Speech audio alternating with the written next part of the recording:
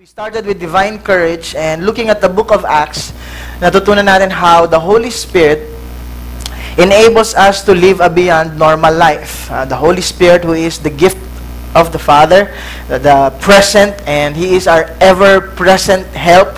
So, when God is present, okay, and His presence is there, we have nothing to fear. And He is also the promise of the Father. And pagka meron kang pangako from the Lord, hindi ka matatakot sa nangyayari sa'yo ngayon. Kasi alam mo, it's only temporary. Because God has a wonderful plan that He wants to fulfill and He wants to accomplish in us and through us. And He is not just the present, He is not just the promise, but He is also the power of God. And we're going to talk about that more. Tapos last Sunday, pinag-usapan natin yung divine guidance, how the Holy Spirit brings divine guidance as we pray. God guides us and leads us. Hindi natin kailangang maging lost or confused. Gina-guide tayo ni Lord in supernatural ways, and He does that for us to know Him more sa storya ni Cornelius, and He also does that for us to make Him known in the life of Peter, and for us to live a beyond normal life. He guides us and leads us. So today, we're going to finish this off by talking about divine intervention. Can I invite everyone to please stand as we read the Word of God just very quickly, Acts chapter 1, verse 8. Tapos mamaya, i-continue natin siya sa Acts chapter 16. But let's read Acts chapter 1, verse 8. But you will receive power. Everybody say power.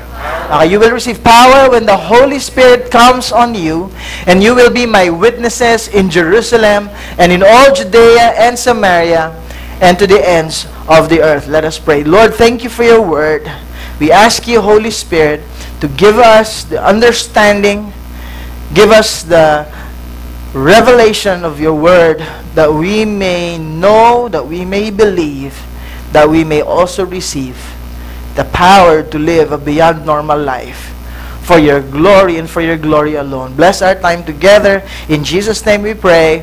Amen. Amen. You may take your seats. Okay, ang topic natin ngayong hapon is divine intervention. At if you've been here sa series, sino ba dito nakompleto nyo yung 3 weeks? Raise your hand. Okay, great. Kung kalimutan natin yung na-miss out natin yung mga previous messages, pwede nyo pong puntahan sa ating Facebook tsaka sa YouTube. May mga links po doon. You can watch it or podcast. You can listen to it sa ating website. Okay, but what we've been doing is looking at the book of Acts. In some Bibles, they refer to it as the Acts of the Apostles. And this is a book written by Dr. Luke. Siya rin yung nagsulat ng The Gospel of Luke, di ba? Matthew, Mark, and Luke. So he wrote a big chunk of the book of Acts. And like what we've been seeing sa previous messages, may mga super themes that you can find in the Bible. Tulad nung in the book of Acts, like when we started, we focused on talking about the Holy Spirit. Because the book of Acts is the time when Jesus promised the Holy Spirit before He ascended to heaven. In Acts chapter 2, the Holy Spirit was poured out, and the disciples started doing the works of Jesus through the power of the Holy Spirit. So, makikita mo yung work ng Holy Spirit. In fact, some would refer to it as the Acts of the Holy Spirit.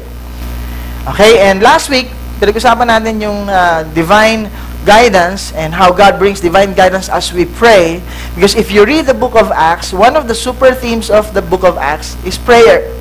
Kaya mahanap mo, if you're going to look at the Bible sa Acts, you will find that almost in every chapter, sa 27 chapters, merong pray, praise, prayed, prayer, praying. Okay, may mga ganung words almost in every chapter. So mga 4 lang o 5 yung walang prayer na chapter. Pero pag binasa mo yung mga chapters na yon, nandun either si Peter or si Paul talking to someone about how God answered their prayer.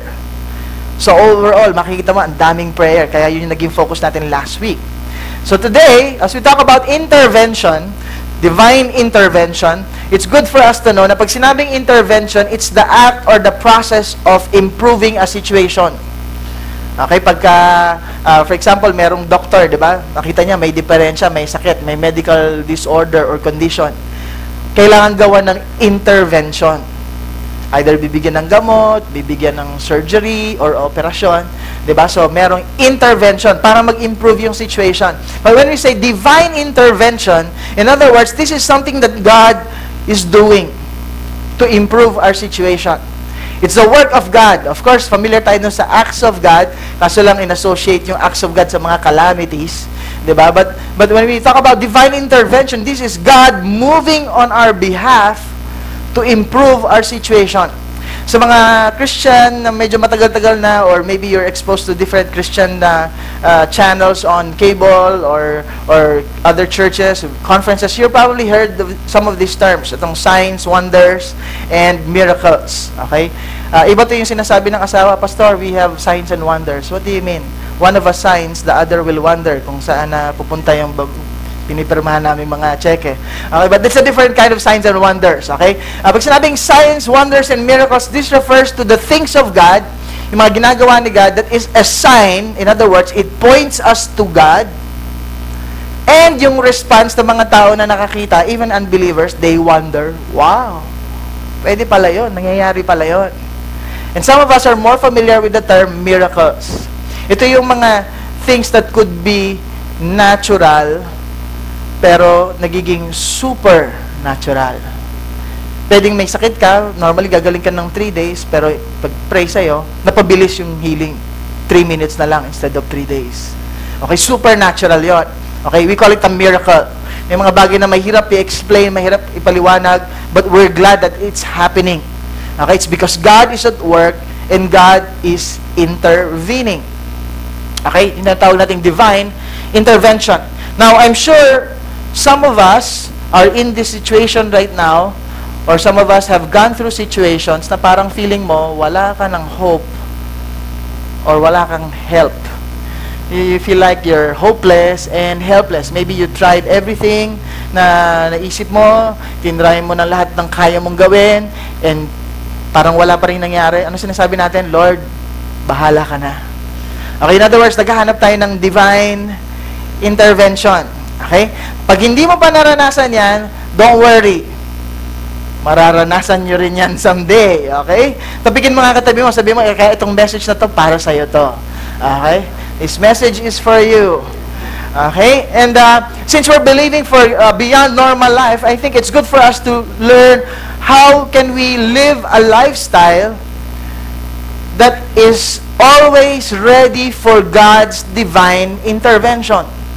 Kasi pagbabasahin natin yung Book of Acts, isa sa mga common themes as well, like Holy Spirit and prayer ng Book of Acts, are signs, wonders, and miracles. Parang maraming milagro tsaka mga himalang nangyayari sa Book of Acts. For them, we call it beyond normal, but for them, beyond normal is regular. Yung beyond normal sa kanila, normal lang. Normal lang yung may na-heal, normal lang na may mga miracles na nangyayari. It's a common experience. And many Christians there are wishing, ay, hindi pa ako nakakita, sana makakita ako ng miracle. Sila naniniwala dito, we want to see a miracle, raise your hand. Okay, you want to see a miracle, tingnan mo yung katabi mo. Okay, sabihin mo, you're a miracle. Okay, but more than that, okay, more than that, really seeing God move in our lives in a greater way. And this 2013, that's our desire. That we're believing for a beyond normal year. And there are things that we can learn from this Book of Acts. If there's one thing I want us to remember here is this. God brings divine intervention when we respond in cooperation. Can you say that with me? God brings divine intervention when we respond in cooperation. Bakit natin kailangan pag-usapan yung divine intervention? Because God cares.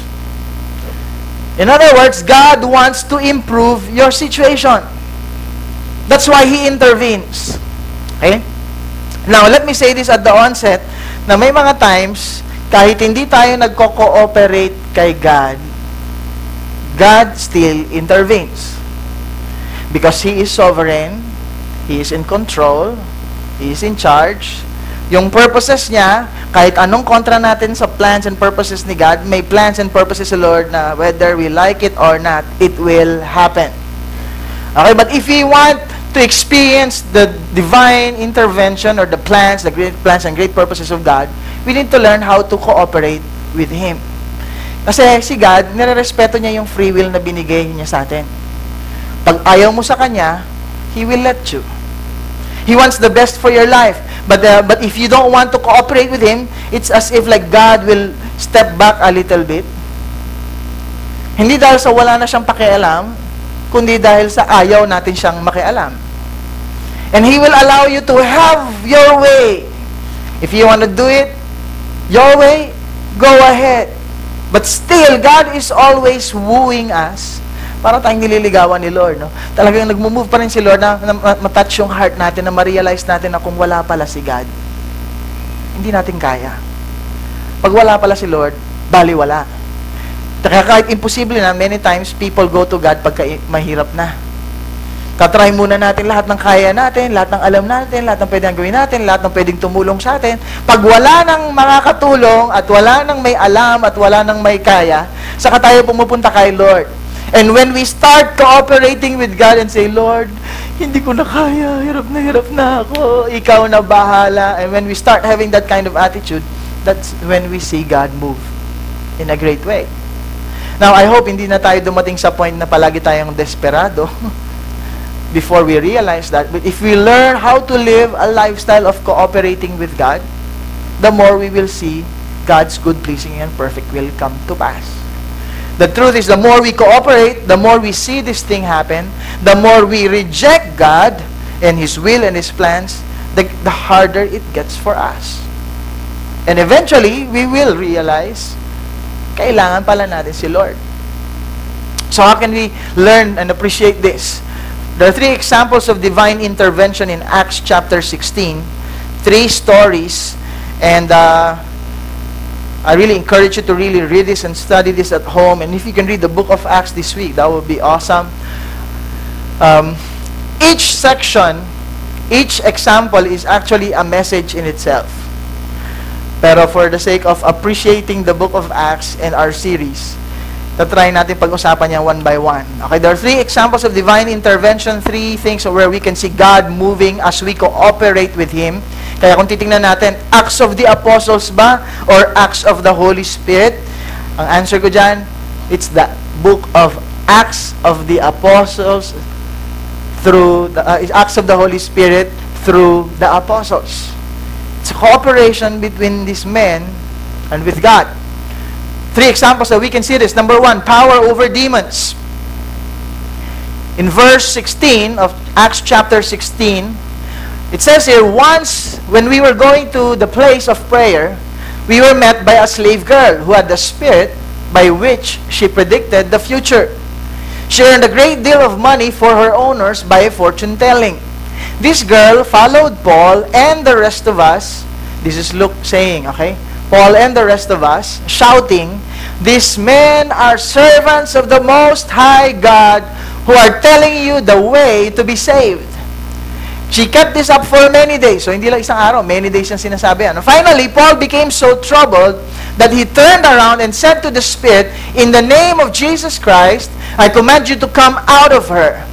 At that moment, the Spirit left her. Now, before I explain this point, several notes na gusto kong makita natin is that una-una, merong spirit dito na pinag-usapan, and the Spirit enables the girl to tell the future. Okay, and as we talk about divine intervention, the reason why we need to believe for divine intervention is because there's also someone who wants to interfere in our lives. Pero ang mission niya, hindi katulad ni God, not to improve your situation, but to make your situation worse. He may give you the power, tulad ng ginawa sa slave girl. Ito, may power to know the future. Sino ba namang ayaw niyan? Di ba gusto natin magkaroon ng somehow power? Pero hindi pala yan tulad ng power na binibigay ni Jesus Christ through the Holy Spirit. Pero ang power, not only that, the Bible says that through this, yung mga master nitong slave girl na to, yumaman. The enemy can make you rich as well. But make no mistake, the Bible says na ang mission statement niya is always to steal, to kill, and to destroy. Another interesting to note here is that this girl, through the Spirit, was saying right words. Di ba sabi nitong slave girl, "These men are servants of the Most High God." Tama ba? Tama naman. And they are telling you the way to salvation. Tama ba? Tama rin. Di ba? And sometimes, it's something that we need to realize that many Christians at times, they don't realize that they're already talking and listening to spirits. It's through the Spirit. And na-realize ni Paul after many days, sumisigaw to, parang ba, feeling, siguro, okay, wow, may supporter kami. These men are the servants of the Most High God, telling you the way to salvation. Pero paulit-ulit, to the point na nagiging distracting na. Na many days. I don't know, siguro every time na nagpipreach sila Paul, bigla siyang hihirit. These men are the servants of the Most High God. So, imbis na nakikinig yung mga tao, sino to? Okay. So, hindi na sila makakonsentrate kasi palagi lang iniisip itong girl na to. The slave girl. But after several days, after many days, the Bible says, Paul addressed the spirit and said, in the name of Jesus Christ, come out of her. And at once, the spirit left her. Now, the reason why we have to learn this is because I know that there are moments, even if we're not aware, that what we're actually dealing with are spirits who are trying to steal, kill, or destroy. Siguro, nasa culture tayo na ngayon ng iba, parang hindi masyadong naniniwala, to see is to believe, maybe you're on that side. But if you read stories of men who somehow do evil stuff, like kill their mothers and shoot innocent children. Tapos biglang pagtitingnan mo, pagkahuli sa kanila, parang walang remorse. Or sabihin nila, hindi nila alam kung anong ginagawa nila. You know, I'm sure it's so easy to conclude that there are spiritual things going on. And there are so much evil at work in the world today. And sometimes they influence people a lot. On the other hand, there are others naman, like if you're like me, who are very religious and superstitious, like most Filipinos. Di ba, iba naman yung perspective natin of spirits. We respect spirits, they are beings, and they have influence, powerful beings, and siguro sa dami ng kakapanood natin ng mga horror films, di ba, na just to scare ourselves, and yung idea natin na pag the end ng movie na akala mo natatalo na, yes, eto na, biglang in the end, bago may gagalaw pa or may kamay pa nalalabas kasi yung shake, rattle, and roll, meron pang 1, 2, 3, 4, 5, 6, 7, 8, parang ganun palagi yung feeling natin, and that's why we end up being scared of the dark, scared of demons, and somehow yung attitude natin is we don't want to offend these spirits, kaya kailangan magpadugo tayo pag construction para hindi nila tayo saktan, mag-alay tayo ng mga manok dito sa para hindi tayo magkasakit, di ba? And sometimes we look at that para tayo nagiging chop suey in terms of our faith, no? Halo-halo lahat, o sige, offer tayo sa God na to para hindi siya magalit, para peace silang lahat. But God is very, very clear that there's only one God. There's a one true God that we should worship.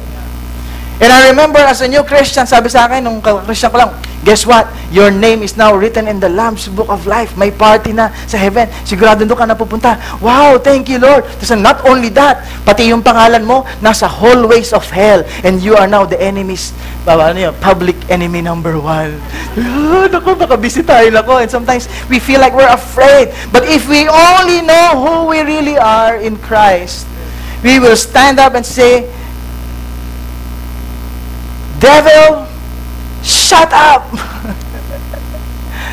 Sometimes we don't realize it. We listen to the devil more than we listen to God. Sometimes we're in this situation, parang ganito, Lord, nababother na ako, nagugula na ako. Sometimes we have to stand up and say, devil, you will not steal anymore, you will not kill anymore, destroy my family, my marriage, my children, my business. I'm a child of God, in Jesus' name. And I can tell you stories after stories, na, of yung some of our experiences, baka kulangin yung araw natin just talking of the experiences. But one of my first experience, I was a new Christian then, estudyante pa ako, nagkaroon kami ng life group sa bahay. And mamaya may disclaimer to ha. So after during the life group, somehow na-feel ko na parang pag-pray mo, yung isa dyan, nung bata pa, in-offer sa idol. Pag-pray mo, tinotorment ng spirit yan. Now, being a new Christian, listening to God, trying to obey God, nagtanong ako sa group. Sabi ko, meron ba dito na nung bata kayo, in-offer kayo sa isang idol? Pagkatanong ko nun, yung katabi ko biglang nag-shake ng gano'n. Sabi ko, eto na. Ayun na. Biglang nag-shake ng gano'n. Tapos sabi ko, sino ba dito sa grupo ready mag-pray? Sabi ko, walang nagtaas ng kamay. Naku, lagot ako mag-isa to. Tapos maya-maya, 3 na silang gumagano. 3 pala silang in-offer. Tapos yung kapatid ko, ano gagawin natin? Sabi, hindi, mag-pray tayo. Tinawagan niya si Pastor Ferdy, who's the youth pastor at that time. And Pastor Ferdy is now the senior pastor of Victory Ortigas. He's the one who discipled me. So, tawag na, Pastor Ferdy, anong gagawin? Bakit? Ano nangyari? Ganyan. Sabi ni Pastor Ferdy, hindi, ganito yan. You take authority. You're a child of God. You have authority in Jesus' name to cast these demons out. So, ginawa namin, kinast out namin. And guess what? Nag-o-obey pala yung demon sa amin. Hindi pala tayo dapat yung mag-obey sa demons para hindi sila magalit. Sila ang mag-o-obey sa atin.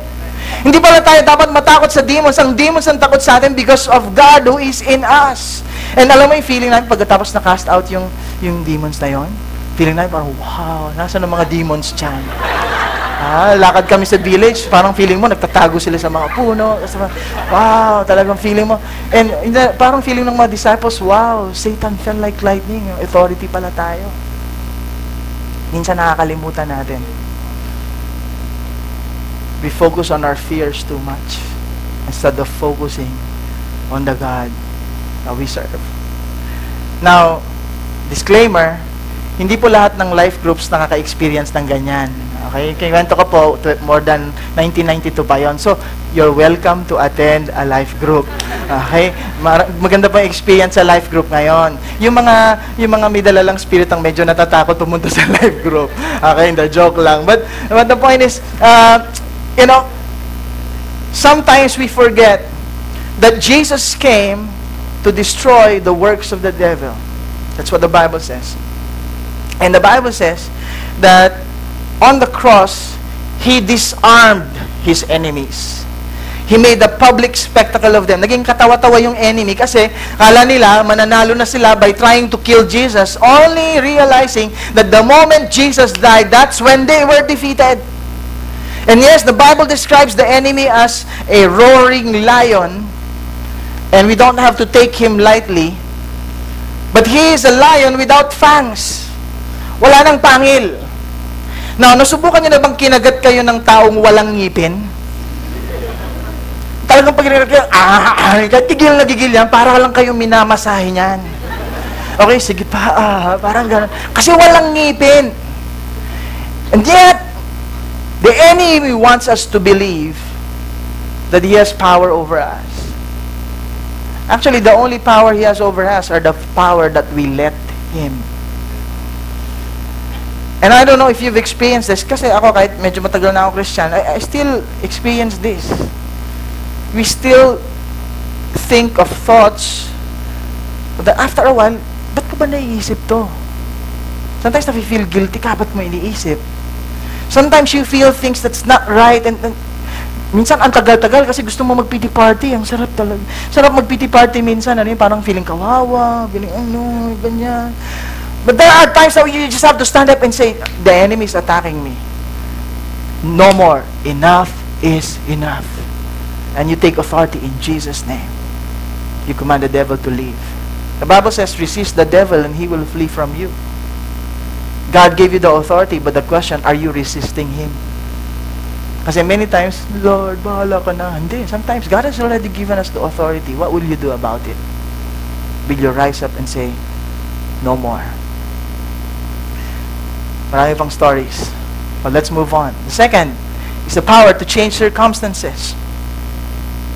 The power to change circumstances. In Acts chapter 16, as we continue, verse 19, when the owners of the slave girl realized that their hope of making money was gone, they seized Paul and Silas and dragged them into the marketplace to face the authorities. They brought them before the magistrates and said, these men are Jews and are throwing our city into an uproar by advocating customs unlawful for us Romans to accept or practice. The crowd joined in the attack against Paul and Silas, and the magistrates ordered them to be stripped and beaten. After they had been severely flogged, they were thrown into prison, and the jailer was commanded to guard them carefully. Upon receiving such orders, he put them in the inner cell and fastened their feet in the stocks. So, ganito yung nangyari. Paul, On their way to prayer, the disciples were also there and maybe in that area wanted to share the gospel. Pero merong slave girl, with a spirit, predicting distracting them by saying, these men are, servants of the Most High God, and they're telling you the way to be saved. Sometimes the devil can use the scripture as well, talking to us and twisting it. So, ito yung ginawa, na-realize ni Paul, oh, this is a spirit. So, he commanded, in the name of Jesus, come out. Guess what happened? Okay, na-set free yung girl. Pero, yung master ng slave girl, hindi masaya. Kasi hindi niya na kayang mag-predict ng future. Lugi, negosyo. Okay, hindi na pwede, walang pera. So, ang ginawa, pinrotest, sinumbong siya doon. Saan niya itong, nanggugulo itong mga to? Si Paul and Silas. And yung iba, siguro naniniwala kasi ito, may mga pera to na, syempre, parang license yung kanilang business and all that. So, strip sila, yung damit nila, binugbog sila, flogged sila, tapos nilagay sila sa preso. Now, I'm sure some of us have this question, can you imagine after doing something good for God, yun pa yung mangyayari sa'yo? I get this question like, Pastor, why do bad things happen to good people? Well, so first point, because there are bad spirits who want to do bad things to you, to steal, kill, and destroy. Pero in this case, hindi lang to bad spirit kasi natanggal na yung spirit, they're just bad people. Di ba? So pag nalala ako, Pastor, why do bad things happen to good people? Very simple lang, because of bad people. Sometimes there are spirits behind them. And ito yung nangyari. And what would be your attitude if you do that? Kasi iba parang, sige Lord, serve na kita, pero konting lang, Lord, ayoko na, sige Lord, hindi na ako mag-serve. All out na ako kay Lord. Mga control lang from the enemy, hindi na ako masyadong all out. Kasi baka mamaya, pagtulungan ako ng enemy. But this is what happened. They were there, they were in prison. Ito yung ginawa nila. About midnight, Paul and Silas were what? Praying and singing hymns to God. And the other prisoners were listening to them. Suddenly, everybody say suddenly. Okay, suddenly. Okay, there was such a violent earthquake that the foundations of the prison were shaken. At once, all the prison doors flew open. Okay, look at that word, suddenly. Okay, at once. Okay, violent earthquake, the foundations of the prison were shaken, the prison doors flew open. In other words, lumipad, pabukas yung pintuan. Hindi yung parang dahan-dahan na, hindi ganon. Okay, biglang, bang! Lumipad. Okay? And everybody's chains came loose. Everybody, hindi lang yung kay Paul tsaka kay Silas, hindi lang nalaglang, natangtang, ang ilang mga adena, okay? Chains came loose. Power over circumstances. And this is some of the things that we realize that we need to put in us as a lifestyle. Yung praying and worshiping before God. Si Paul and Silas, with this kind of situation, kung tayo siguro yon, kung ako siguro yon, baka siguro magpe-praying ka na lang. Pag nandun ka, binugbog ka na. Pero yung prayer natin, Lord, ba't ka naman ganyan? Sinerve na kita. May authority over demons, pero wala kaming authority dito sa mga to. Diba, binugbog na kami, punipin damit namin, tingnan mo Lord, hirap naman nito. Diba, siguro pwedeng kakanta ka, mag-worship ka, pero yung kanta mo, Lord, sinaksak mo ang puso ko. Binuhusan mo ng asido. Diba ba, it's so easy to not pray and to not worship during these times. But something powerful is happening as we pray and as we worship, especially in difficult times. The Bible says nagkaroon ng violent earthquake. The foundations of the prison were shaken. Naka-experience na ako ng malakas na earthquake. Grabe. No, pero hindi pa yun violent kasi wala pa ako masyadong naririnig na ingay. Paano pa kaya pagka-violent earthquake? Naranasan ko na yung mga pinto ng bumubukas, pero hindi pa yung lumilipad na pinto. Okay, yung mga chains biglang nalalaglag. And this happened to them while they were praying and singing hymns to God, worshiping. Hindi ko alam kung anong klaseng prayer, hindi ko alam kung anong klaseng worship, but the point is, instead of focusing on their problem, they decided to focus on God. Now, I know, because I'm guilty of this at times, we don't take prayer and worship as much as we should. Sometimes nagpe-pray na lang tayo pagka-desperate na. Sometimes we go to God in prayer as a last option. Yung worship, sometimes, depende. Pag maganda yung pagkakatugtog, ganda ng songs, ganda ng lyrics, uy, walang wrong grammars. Okay? Tapos parang sakto, parang feel natin pagka nasa group tayo, conference, parang wow, feel mo talaga, parang ang sarap mag-worship. But what if that's not the situation? But what we don't realize is there's power when we pray and there's power when we worship. And sometimes we lose this and we lose the weapon of our warfare. Minsan pumunta tayo ng service, buti na lang naabutan ko pa yung word. Yeah, the word is important, but you know what? When you worship God with all of your heart, regardless of what's happening around you. Kasi ito, sila nag-worship sila to the point that others were listening to them. Wala silang pakialam kung sintunado ba sila. Wala silang pakialam, mag-worship, titignan natin ano yung reaction ng mga katabi ko. No, they were just pouring out their hearts to God. Whether you do it on a Sunday service, whether you do it in your car while driving, or do it in your home, whatever situation that you're in, when you praise and worship God and focus on Him, sometimes you may not see it in the natural, but something is happening in the spiritual, whatever foundations of the prison that's being shaken right now. Whatever doors that keeps you from being free to be the man or the woman that God wants you to be, God is causing it to fly open. Whatever chains that's restricting you from doing the will of God, those chains will fall off in the presence of God. Kaya kung may problema tayo na parang imposible, simple lang sagot yan. Pray and worship God. Power is released when we put our trust in God. Power is released when we magnify God instead of magnifying our problems. When we pray, God works. When we worship God, God will make sure that He is worthy of the glory in your situation. Power over circumstances. Kung ako siguro si Paul and Silas, I would probably wonder, after serving God, Lord, bakit naman ganito and be in prison? I don't know what Paul and Silas were really thinking, pero siguro sinabi nila, siguro may purpose. Bakit tayo nandito? And while they were there, they just decided to pray and worship God. And we can find out what's the purpose. The third thing is power unto salvation.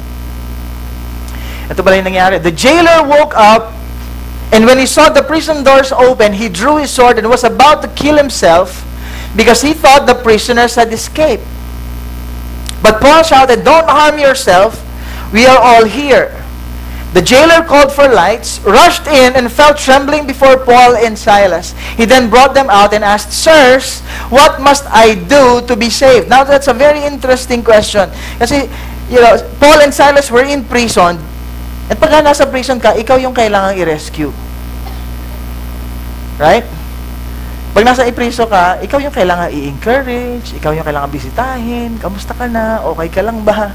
Di ba? So, the jailer was probably wondering, sino ba itong mga to? Ano bang mga criminal nila? Criminal na ginawa nila? Sino ba mga criminals na to? And maybe the stories were sketchy. Kasi may kinast out silang demon. Offense pala yun? Kasi nagalit yung mga kasi ninegosyo talaga. And then the more he would know the background of these people, grabe, yung iba kinukulong kasi nananakit ng ibang tao, pumapatay ng ibang tao. Ito nagpapagaling. Ba't nandito? Di ba yung iba kaya kinukulong kasi nagre-rebelde sa authority, pero ito mga teachings nila, respect the authorities, pay your taxes, di ba? And the only difference is that Jesus is Lord. They can't say that Caesar is Lord. So medyo nagtataka na tong jailer siguro. Kakaiba tong grupo na to. And only that, nag-praise and worship pa sila in prison. Unheard of. If you've been living in prison all your life, most of what you will probably hear are complaining, people, bakawalan nyo ako, wala akong kasalanan, lagot kayo paglabas ko dito, or something. Siguro yun yung palagi mo naririnig. And yet here, nagpipray, nag-worship. So siguro, wala siyang worry Okay siya, parang na-relax. First time nakarinig ng music sa praise. Nakatulog. So pag may nakakatulog sa church, ano lang yan, okay lang yan. Kasi they're just enjoying the presence of God. Okay? Seeking the Lord in a dream. Okay, so parang, eto na, nakatulog siya. Now, if you are a jailer and on duty ka, pag nakatulog ka, pwede kang i-punish ng superior officers mo. But something happened while he was sleeping. Praise and worship sila. Earthquake! Lumipat yung pintuan, nalaglag yung mga chains. Di syempre, nagising siya, panic. Anong nangyayari? Diba? And sabi doon, the jailer called for lights, rushed in and fell trembling before Paul and Silas. Nag-ask siya, what must I do to be saved? Kasi before this, nung nakita niyang, eto na, wala na, nagkagulo na, bukas na yung mga doors, feeling niya tumakas. Nakatulog na siya on duty, nakatakas pa yung mga preso niya. So, ang ginawa niya, bago ako katayin ng superior ko, kumuha na lang ng sword, magsi-suicide, harakiri! Pero pag sabi ni Paul, wait, we're still here! So, nang narinig niya, ay, di sila umalis. Pwede na silang tumakas, yet they stayed. Ang response niya, kakaiba tong taong to. These people are different. And he came in, trembling before Paul. What must I do to be saved? He realized that these men were in prison, but they were free men. That's why they could worship God, even if they're inside. Ito siya, nandun siya, nasa labas siya, pero parang wala siyang freedom.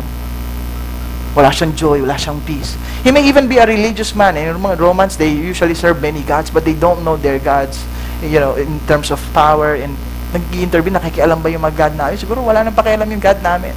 And it struck him, and he realized something. He went there to them and asked, what must I do to be saved? And they replied, believe. Everybody say believe. Believe in the Lord Jesus, and you will be saved, you and your household. Then they spoke the word of the Lord to him and to all the others in his house. Anong ginawa ng jailer? Believe lang ako in the Lord Jesus, and I will be saved, me and my household. Tara, Paul, Silas, sama kayo sa bahay namin. Kailangan ngayon na.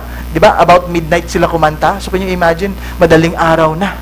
O kasi, hoy, gising kayo lahat, kailangan marinig natin to. And then Paul spoke the word of the Lord to them. At that hour of the night, the jailer took them and washed their wounds. So siguro habang nagsishare si Paul and Silas, kasi puro kadena, nililinis, yes, foots pa, ay sir, ano pang, para mas maayos namin. Nagsisisi kasi sila sa ginawa nila kay Paul and Silas. And then, immediately, he and all his family were baptized. Nag-respond kagad. Yes, we want to be baptized. We want to believe. And the jailer brought them into his house and set a meal before them. He was filled with joy because he had come to believe in God, he and his whole family. A power unto salvation. God intervened to save a man and his family. Doon pa lang pala sa miracle nung the woman, the slave girl that was set free. Oops, parang na-persecute sila. Mukhang things got worse. But it's still the will of God. Let's keep trusting and believing in God. Let's pray, let's worship. In the middle of that, at least sa mga tao sa preso, they heard what they were praying for. They heard what worshiping God sounded like. But the jailer and this family came to believe. And they were baptized. Nagkaroon siya ng joy. From fear of being killed for sleeping on duty and letting prisoners free, he became a free man, free from guilt and shame and condemnation. He has the joy knowing that he is saved and will be with God in heaven. And even though the threat of his life is still imminent, he wasn't really afraid. Dahil alam niya, God already saved his soul and his family. God brings divine intervention when we respond in cooperation. I don't know what you are going through right now, but let me just say this. God cares. And God wants to come into your situation to improve your situation so that you could have the will of God. Not just something that you can believe, but something that you can experience. Wala naman siguro sa atin dito na natotorment ng evil spirits or, hindi naman siguro tayo sinasaniba ng spirit dito. But I know there are people that maybe the attack of the enemy is real. You have probably entertained thoughts that are not from God. And you're probably thinking, ba't ko ba naisip to? And maybe you've been lingering in that area for too long. Some of us siguro medyo may mga hurts pa tayo sa puso natin na parang it's keeping us depressed and discouraged. Baka nga nagkasakit-sakit ka na sa kaka-ulcer, sa whatever it is that you're thinking about, and it's something that you feel like it's hopeless and helpless. We have a God who can give you hope. And we have a God who can help you. Wala naman siguro sa atin ditong nasa kulungan. Di ba? Hindi naman kulungan to. But there are people who experience life like that. They feel like they're trapped in their situation. Pwedeng yung prison door mo, yung chains mo, could be a sickness or a disease. It could be a relational problem, dysfunction, na parang hindi mo na alam kung paano marireconcile or mariresolve. It could be a financial problem na hindi mo na alam kung makakalagpas ka pa ba dun sa mga financial difficulties, and you feel like every day it's getting bigger and bigger. It doesn't matter what kind of problems or prisons or chains you have. If you fix your eyes on Jesus, if you trust Him, put Him first and worship Him, He will come and intervene and set you free. I know some of us here may be here for the first time, some of us may be coming for several weeks, but if you still have fear of death, if you still have fear of going to hell, God wants you to know the joy of salvation. God wants us to have the assurance that we are saved. The Bible says, "For God so loved the world that He gave His only begotten Son, that whoever believes in Him will not perish but have eternal life." We can trust His word and we can trust His promise if we will just put our trust and faith in Jesus. Jesus is an example of a person who lived a beyond normal life. He had divine courage. He had divine guidance. And He came because He wanted to intervene in the affairs of man. In Christ, doon mo makikita yung perfect cooperation between God and man. Because Jesus is 100% God and 100% man. Kaya if you look at the Gospels, wow, beyond normal. But if you look at the scriptures in the book of Acts, after the Gospels, it's actually the extension of the works of Jesus. Yung sinabi ni Jesus, "These things that I'm doing, you will do, and greater things than this, because I'm going to the Father, and I'm going to send you the Holy Spirit." And through the Holy Spirit, the followers of Jesus lived a beyond normal life. To the point na yung mga outsiders, nakita nila yung signs, and they wondered, and they saw miracles. At sinabi nila, these people are Christians, little Christ, because Christ is in them. Interesting, when you read the book of Acts, at the end of the chapter, you will realize na parang walang ending. Parang hindi siya properly natapos. Like the other books of the Bible, like Revelation. And you know why? Because what happened to them, the works of Jesus that continued in the lives of the disciples, are meant to continue in the life of the church today. We can have a beyond normal life when we put our trust and faith on Jesus. Today is Communion Sunday, and we're going to partake of communion. I want to ask the worship team to come up and ask the ushers to distribute the communion elements. But let me just say this, the bread is a symbol of the body of Christ. It's not the literal body of Christ. Okay? It's not, we're not crucifying Christ again. But it's a reminder for us that Christ, on the cross, gave His life, His body, to be broken for us, so that we can experience His life. He is the bread of life. And the cup, it's not the literal blood of Jesus, but it's just a reminder of how Jesus shed His blood for us. And because of that, we can find forgiveness of our sins. Of course, the wine is also a reminder of the Holy Spirit, the power of the Holy Spirit that gives us divine courage, divine guidance, divine wisdom. When we partake of communion, para nating sinasabi kay Lord na, Lord, we have a relationship with you. Kasi pagka in-invite ka to come to the table, ibig sabihin, close na kayo. Pagka kumakain kayo sa the same plato, mas close pa talaga kayo. Pag nagsusubuan kayo sa parehong kutsara, tinidor, tulad ng mga mag-asawa, in other words, close na close talaga kayo kasi meron kayong relationship. You know, power flows when we use the name of Jesus. Kaya nakapula yun kanina when we looked at the power over demons. But it's not a formula. When we say in Jesus' name, we're saying you're standing on the authority of Christ because we have a relationship with Him. Merong sons of Sceva in the book of Acts who tried to copy what the disciples were doing. Nag-cast out sila ng demons. In Jesus' name, whom Paul preaches, come out. Sabi ng Spirit, kilala namin si Jesus. Kilala namin si Paul. Sino ba kayo? Okay, so nabugbog ng evil spirits yung mga to na trying to do things. On our own, we don't have any power. But because of our relationship with Christ, He gives us authority over demons. Praying and singing hymns and worshiping God, there's power there. But it's not a formula.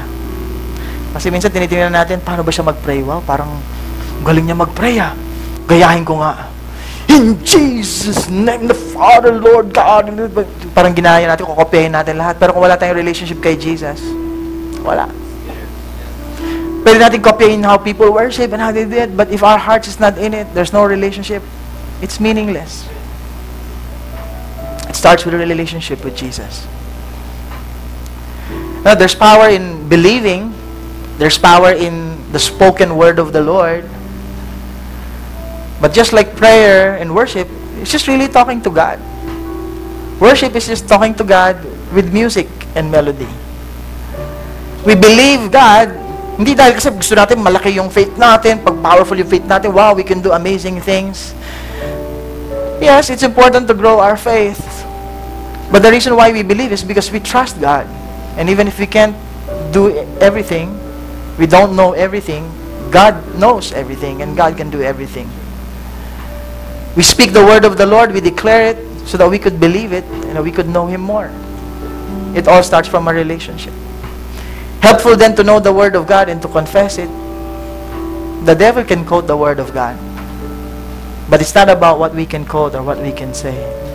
But it starts with a relationship with Jesus. And as we partake of communion, you know, when you partake of communion, just like saying, God, I want you in my life. I know you're giving that invitation so that I can know you and experience you in my life. And by partaking in communion, you're saying, God, I want to know you more. I surrender my life to you and I want you to be in my life from now on. Instead of rebellion, cooperation. Instead of having it my way, let your will be done. As the ushers distribute the communion elements, please grab a hold of it. We're going to partake of it together. And then we're going to pray. Can we just all stand? In 1 Corinthians chapter 11, verse 23 onwards says here, for I received from the Lord what I also passed on to you. The Lord Jesus, on the night He was betrayed, took bread. When He had given thanks, He broke it and said, this is my body which is for you. Do this in remembrance of me. Lord Jesus, we thank you for how you're a God so gracious, so compassionate, Lord. And you loved us so much that you intervened. You came into our world to save us. To save us from our sins. To save us from death. To save us from hell. Lord, we surrender our lives to you, Lord. Just as you have given us that invitation, Lord, into an intimate fellowship and relationship with you. God, we want to know you more. We want you to be our God. We want you to be our Heavenly Father, that we will be your children, Lord God. Thank you, Jesus, for your body that was broken for us. We thank you, Lord, that on your body, on that cross, you took all our sicknesses and diseases so that we can be healed. You took our curses so that we could be blessed. And you even took our death so that we could have life. Lord, you are the bread of life. And I pray as we partake of this bread, which is a symbol of your body broken for us, let your life flow. Let your healing flow. Let your blessing flow. Fill us in every way. May we never forget, and may we be forever grateful for all that you've done. Let's just partake of the bread.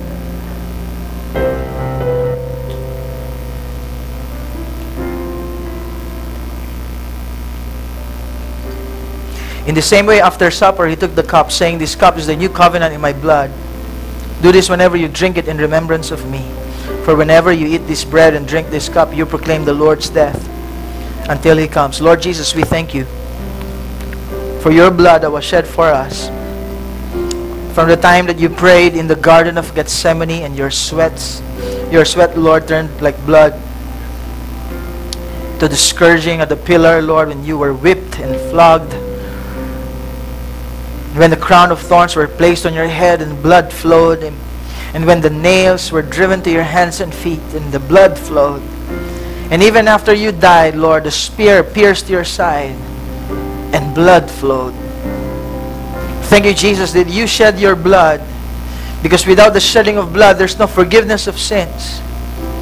And Lord, as we partake of this cup, which is a symbol and a reminder of how you gave and shed your blood for us, Lord, I pray that the cleansing power of the Holy Spirit wash away every guilt, every shame, and every condemnation. Remove any fear of judgment, Lord. Remove any fear of punishment, Lord God. Let your perfect love cast out all fear. And may you fill us with the power of the Holy Spirit, that we may know your will, and the power that we may be able to do your will and live our lives for your glory and for your glory alone. Lord, may we never forget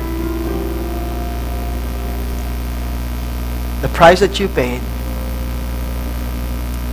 And may we always remember, and may we always be grateful for what you've done and for who you are. Thank you, Jesus. Let's just partake of the cup.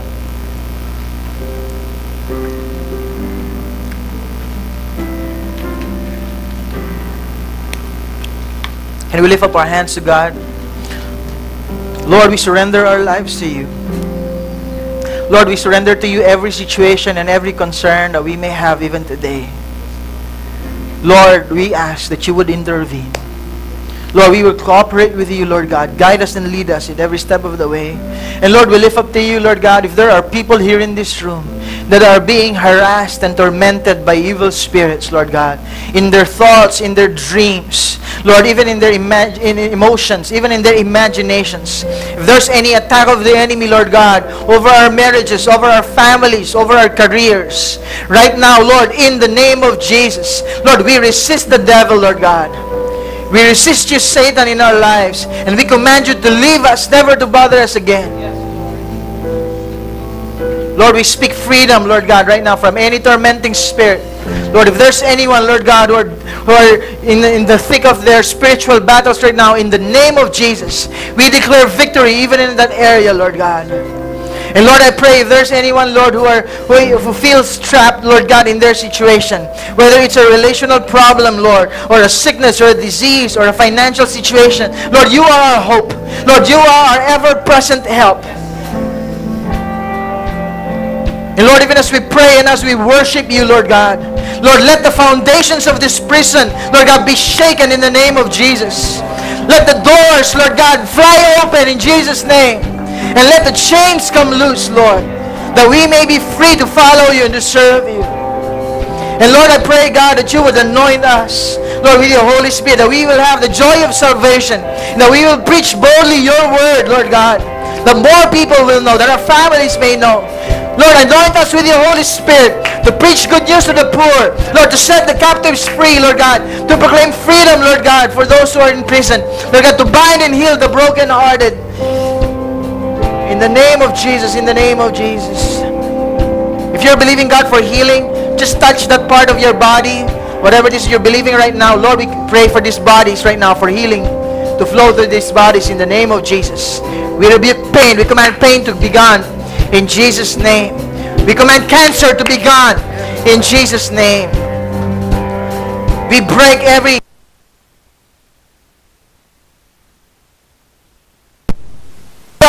blessed. Lord, and we have something to praise you, Lord. We have something to glorify you, Lord God. Because you came to our rescue. Receive our worship. Receive all the glory, Lord God, not just today, but for the rest of our lives. Hallelujah.